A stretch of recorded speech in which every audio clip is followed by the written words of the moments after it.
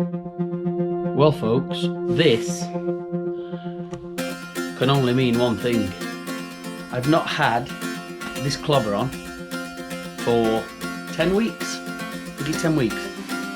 A bit damp actually, in the freezing cold garage. I'm very, very, very happy to be clobbered up for the first time in 10 weeks. Time to bring her home.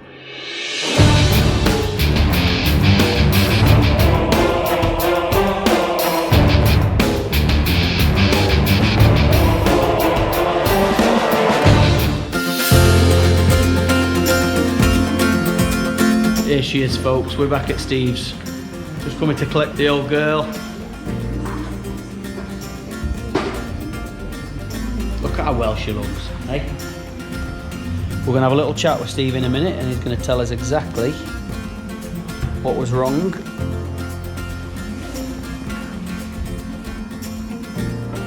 But she's back. She's back. Let me open this up just a little bit. Oh dear, there's all dust in there. Bloody hell. Right, let's have a chat to Steve and see why she let me down in Spain. Now then, Steve. Hello, Richard. Thank you for having me, mate. You're Thanks all right, very mate. much. It's a pleasure. Right then. Pleasure. So, tell me what went wrong, and obviously I was stranded in France. I did call you up while I was sat in the hotel room, didn't I, to say did, yes. there's this, and although the breakdown was saying one thing, you were saying another thing, and yes. Obviously I trust you, but it was just like I don't know what to do for best. I don't know what I should be doing. I didn't know how long it was going to take. No, you didn't know. It was a bit stranded. I was a bit stranded and a bit stressed, but anyway, tell me what happened, mate. Well, basically, this is your starter solenoid. Yeah. And you can see it's all burnt away there. Basically, what had happened, this wire has been worked itself loose. As you can see there, it's loose. It should be a nice snug fit into the block connector and onto the spade and onto your terminal. But somehow, over the years, with the heat going through it, electricity going through it, it's made itself loose, which has created arcing. And arcing on electricity, right, creates heat. And that's what has happened down here. Yeah. It's burnt all the block connector and the actual socket itself. Subsequently, with it getting hot, the wire getting hot, and these other two wires, this one here, the yellow and orange one, is directly to your starter solenoid to operate your starter. Okay. That one was right at the side of it, like that, and it's fused together. It's burnt through it. So effectively, they've joined together the wires off. Yeah. And that's why it was going do. That's why your starter motor was going all the time. Yes, effectively got your finger on the button on the start. Yeah. That was the weird thing, because I pulled up thinking, what is that noise? Yes, you would do. And then I realised it was a starter, so I thought, well, something's really going wrong here. So that's why I turned the ignition off. But of course, because that had fused together, it was still doing it. Yes, your starter was still running. Yes, that's right. So subsequently, when you've done that, it's as you've been riding it, it's been taking a lot of power out the battery. Yeah. And your regulator rectifier has been trying to compensate, put the power back into it. Which obviously, right, it's not done. It's got hotter and hotter, right, and it's fused together, and then ultimately you've stopped. Unfortunately, at the same time, it's done a lot of damage to the battery as well. As you can see, it's all buckled. That should be nice and flat all the way around, shouldn't it? Nice and flat, not corrugated like it is along there. As you can see it in the light there, it's all corrugated. The side there as well, all melted, and the top it's sunken in as well. It's so yeah, you've suffered a lot of problems there with that. Yeah. And also your charging system, with it trying to compensate for the starter running all the time, it's melted the wire as well from the regulator rectifier up into that feeds your battery. So you can see there it's actually burnt through the insulation as well. So yes, you're very lucky there on that point. But yes, it's not a case of overcharging. It's a case that you've had a series of electrical issues with it on there. As you can see, I've never seen that happen before on a bike. Bloody hell. I doubt if anybody in the biking world will have seen that. Yeah. So it's a first for me, and I've been in trade 30 odd years. Yeah. And it's a first for me, that is. So in your opinion, it's nothing to do with the regulator, then that's fine? Nothing whatsoever, nothing at all, nothing. When power comes through here, it goes through your starter solenoid, back out there to feed your clocks, your ignition. It's nothing to do with your charging system whatsoever, nothing at all. So yeah, you've been a bit unfortunate. Yeah, but like, so with them saying on the phone, the breakdown came back saying it's going to cost a fortune because you need a new regulator and a new battery, and I thought, well, I know for definite because I'd seen something going off here well, they never even mentioned anything to do with this. I know. So I'd have spent all that money on that it didn't need. It wouldn't have needed it. And then they'd have gone, oh, it's still not working. It still wouldn't start. Yeah. So they'd have probably said you need a new full wiring loom or something. Yes, well, they would have done, yes, because a lot of places would just say to you, you need a new wiring loom.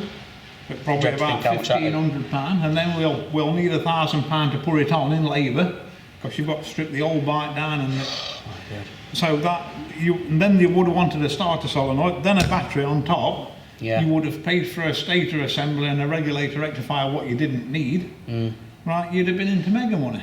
So you did the right thing in a lot of respects. Yeah. Getting the bike back. Well, it was when I spoke to you and said. This has happened, this has happened, this has happened. This was on the phone. I rung Steve from the hotel room. In fact, I think I rung you from the side of the road. I think you did, yes. Yeah. In the first and then again when we're in the hotel, but when I rung you to say this has happened and this is what's happening, and I think it's this and this, you were like, no, it doesn't make sense. That's right. And straight away you're like, no, because that doesn't go to that. Like, it didn't speak the same language, did it? Exactly. It didn't make sense what you were saying about what people had said about your charging system going through this unit, which it doesn't. It does not.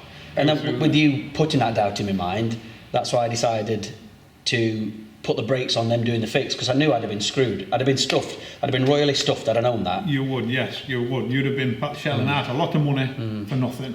For a lot of parts what you wouldn't need. Yeah. You know, this is your root cause of your problem is that, and obviously that's gone. You know. Well, I was trying to figure out. I've had that battery on my bike for probably 7 years. You've done well. 7 years, yes, you've done well, Richard, with 7 years. Because most batteries now, not like they used to be in 80s and 90s where you'd put a battery on and 10 years later you'd replace it. You know, because after 10 years. Right. Most batteries now, they last 2 to 3 years. Right. That's it, 2 to 3 years. So you're getting 7 years out of that. You've done quite well.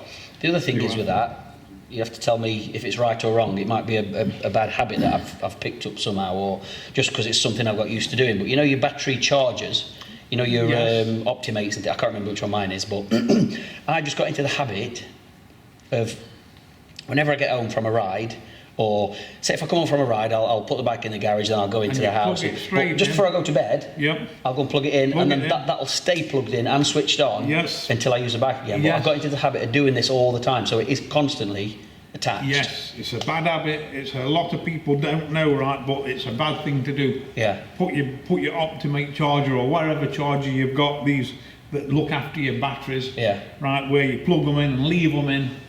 They're not all they're cracked up to be. I mean, I've understood what happens on bike batteries and charging them up and whatever over a lot of years. And putting a battery charger on, right, leaving it connected all the time is not really good for your bike and not good for your battery. Your battery doesn't like it. Your battery likes to be used. It likes the power lights to go up and the power lights to be drawn out of it again. And having a battery charger on constantly is not what you want. Yeah. It's put a battery charger on, an Optimate charger, right, put it on for a few hours a week. That's all you need, Richard. No more. So yeah, a few hours a week for your Optimate. That's all you need. That's it. Your battery. I'll change my nasty habits. Yes, it's a good idea. I can't believe it. Let's have a look at that close up here again. I can't believe that. Yes, well, that's the culprit then. That's the main. That's your really bad one. That's the one that were giving me the grief. This is the one with the loose connection. Look, as you can see, I've not touched that in any way at all. That's how it's come off of your bike. And that's how it was happening on the road actually, because all we had to do to make it work again was to however this was connected in the bike, I can't remember now, but we had like a little cable tie, because we figured out that if we did that, Yes. it worked. Yes. So we just got a cable tie on it to try and make it force it to stay where it was. That's right, that's correct. But- To just hold it in place a little bit. Yeah, but obviously it was trying to stop. Yes. You know, it didn't want to keep going, and I was forcing it to keep Yeah. moving, you know. And then I just thought, when we actually finally went in Biarritz and it started doing this starter noise, I just thought, that's it, I'm not going any further. Yes, yes. And I was worried, because, again, in your opinion, could it have got worse, do you think, if I'd have kept forcing it to work? Do you think it could have caught fire or got any worse than I take it that would have melted even further, wouldn't it, surely? It would do if it was arcing, yes, it would do, yes. It would melt, yes. It would. Getting on fire is not a thing that happens regular. Yeah. It's very rare, it is. All your system, all your electrical system is protected by fuses. Yeah. So you wouldn't, in my opinion, you wouldn't catch on fire. You wouldn't catch on fire. But it's all the same, right? It's not nice having an electrical problem. It's probably one of the worst things that people dread. Yeah. Electrical things. It's Because it's not something normal that you can understand. For me, anyway, you know, Yes. it's electrics are no, definitely not for me. yes, at all. they are for 95% of people, right? People don't understand electrics. Yeah. They can't see what's happening. Yeah. They don't know what's happening.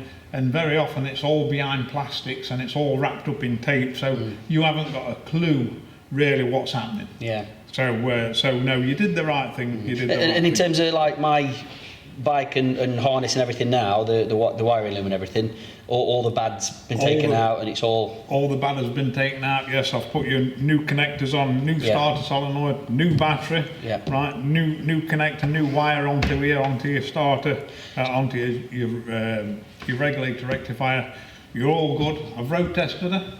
She's lovely. brilliant. Beautiful. So really, that's all it needed then, was a new one of these, new one of these, new one of them, and a little bit of wiring taken care of. Yes, so cutting all the bad wiring out, Yeah. resoldering the new connector in and the new wiring, and away you go.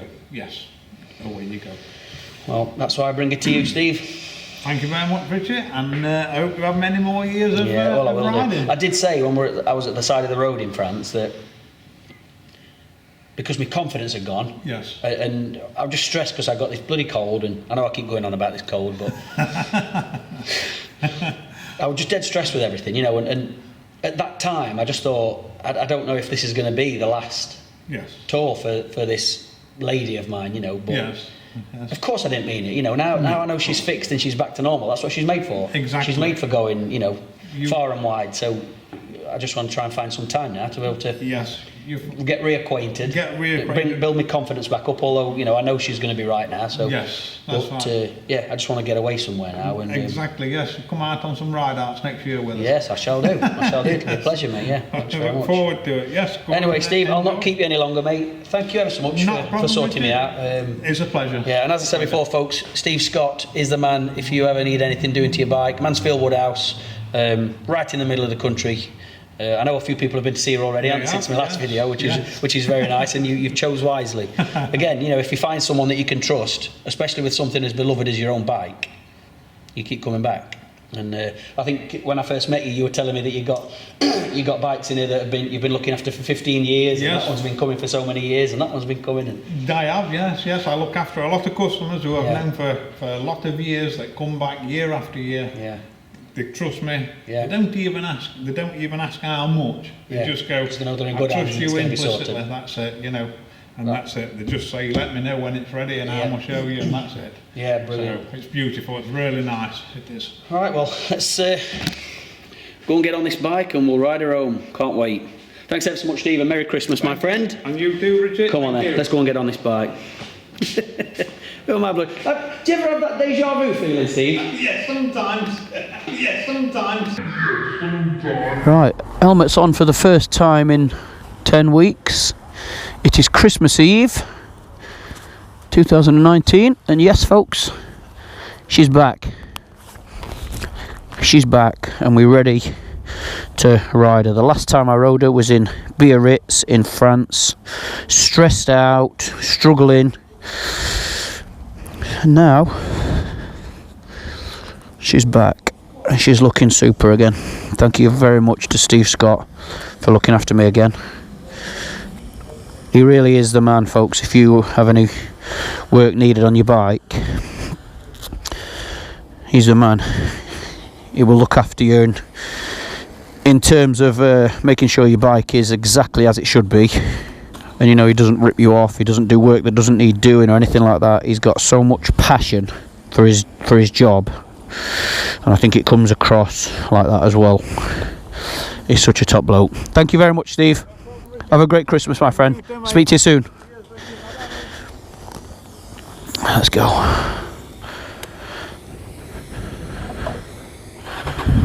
There she goes.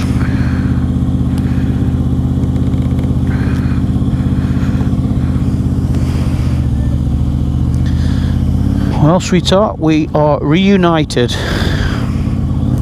Steve Scott, Mansfield Woodhouse, and I know I keep saying his name, but genuinely, I would not trust this bike with anybody else. I mean, bless him, it even, when this came back, it took 7 weeks to the day to get it back from Bordeaux in France.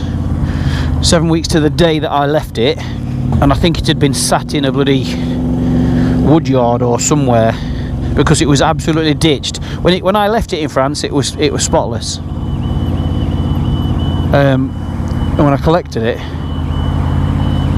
not far from where I live, it was, I mean, I could have been sick. It was horrible. And Steve's not only done the work on it and mended it for me, he's also valeted it. I didn't ask him to do that. Anyway,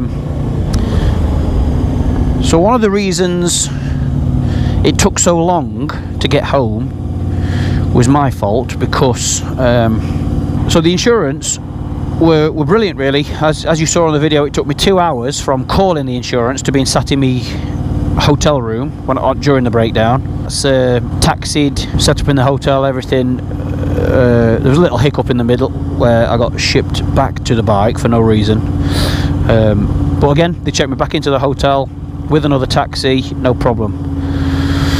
Then I got quoted a ridiculous amount of money to fix her, if you remember, €1,000 for a regulator and a battery, which I decided to, well, first said €1,000, then they came back and said, actually no, it's not that, we got it wrong, it's, I can't remember now, is it 600, 300, so I can't remember, whatever. Anyway, so I decided to put the brakes on that and just get it repatriated. So I said, don't do any work on it, just repatriate it. Yep, no problem. And they said, we can do that, but it'll be 4 weeks. And at the time I thought, 4 weeks, that's ridiculous. I'm not waiting 4 weeks, no way. So then this is where it broke down. So it would have been back within 4 weeks had I have left it with the insurance, which I should have done. So chose my own courier, who lives in Bordeaux but goes backwards and forwards all the time. So I thought, right, he can do it. I thought, well, this is brilliant then, it's a win-win all round.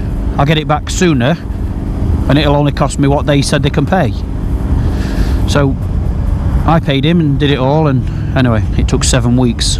He had to get it shipped from the garage in Biarritz to his place in Bordeaux, and then he was struggling to get it on one of his lorries in time to get it back to me. Anyway, it took 7 weeks to the day. Then as soon as it got back to the UK, I picked it up and then I took it straight to Steve's, and it's been with Steve ever since. And like I say, today is Christmas Eve.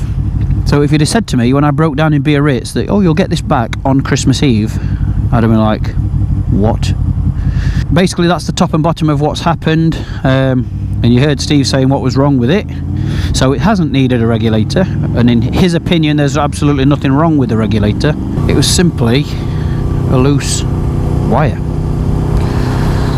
And it looks like I've abused my battery over the years by constantly having it plugged into a battery charger, a battery tender, whatever you call them. So with Steve's advice, I will no longer do that. I'll charge it for a little bit here and there if I'm not using it. One of the reasons I put the brakes on as well on the repair is because I knew about the wiring that was breaking down, because that's what we had to keep tweaking to make it work. And they came back straight away and said, yeah, it needs a new battery, new regulator. So I'd have spent the £1,000 or whatever, 500 quid or whatever it said it was going to be, to then know that there's a further issue. And that's the thing about Steve is, you know, he doesn't just repair what you ask him to repair. He'll look at it and see what's wrong and why it's gone wrong, and you know, makes his repairs based on that. He really is a top bloke, and I fully trust him. If you find someone that you can trust, you hang on to him. You know, I'm just lucky that he doesn't live too far from me. I know there's a few of you out there that have actually been to Steve since my last video. Drop us a comment below if you have. I know he said there was a guy that came all the way from, I think he said Preston, just to have Steve look at his bike and go over it. Or it might have been for an MOT or a service, I can't remember. But, you know, drove miles, hours to bring it down to him. There's nothing worse than a garage that's just going to rip you off. You know, you're booked into a strict time slot for what you tell them you want doing. And if it goes out of that time slot because they find something else, then you have to rebook it back in another day or another time. Whereas Steve just does what it needs. He knows his stuff, he's so passionate about it. And I thank you very much, Steve, for taking the time to look over her again for me and fix her for me. Merry Christmas to you and your lovely lady. Ruth, it was a pleasure to meet you at our Christmas do. Thank you very much for coming. It was lovely to have you both there. So thank you. And now I feel all harmonious again at the fact that she's home for Christmas. And thanks for all your comments about the bike and your comments of concern as well. I have missed her. It's been a long 10 or 11 weeks, whatever it's been. It's felt a lot longer than that, really has. But it's very nice to have her home and have her back, and you all know how much I think of this bike. And I will never ever part with this bike, ever.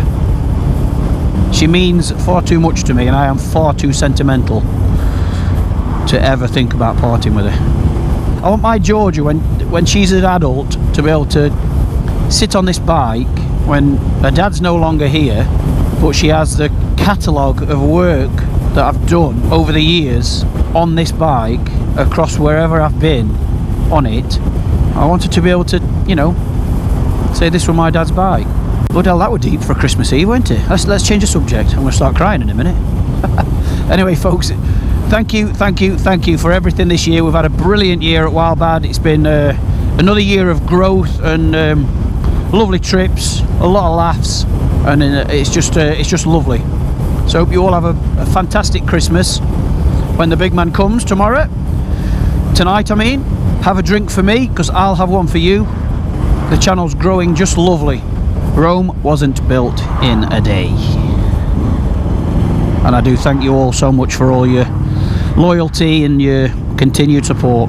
As I've said many times, this Wildbad family is special. I'm going to get this girl home. I'm going to pour myself a glass of wine, and I'm just going to look at her. Yeah, I'm very happy to have her back. Merry Christmas to me. I want to say another thank you to the Picos 2019 team as well, for being a wicked team and for putting up with me moaning about having a cold and having to sit and wait whilst we sorted the bike out every time it conked out. Thank you for a great year on the channel. Here's to a Merry Christmas. Hope you all have a super Christmas with your families. Drink lots of wine, eat lots of cheese, eat lots of turkey, and 25,000 pigs in blankets, like I will. From us to you, Merry Christmas, folks. Merry bloody Christmas. I'll see you on the next one. She's back. She's back. What a lovely way to end the year. Oh, I'm all warm inside. Do you ever have that deja vu feeling, Steve? Yes, sometimes. Bloody hell. Yes, the eagle-eyed few of you that have been watching this will realise that I'm in different clothes and it's now dark outside and there's no bike. Do you know why that is? Because I got home, started transferring all the footage, and then realised that the Hero 7, this is the Hero 5, the Hero 7 that I used for that, the beautiful delivery that Steve did, it bloody crashed. Damn you, GoPro. Anyway, Merry Christmas, everybody, and we'll see you soon. Thank you very much from me and Steve. We'll see you next time. Bye-bye. things you have to do for entertainment.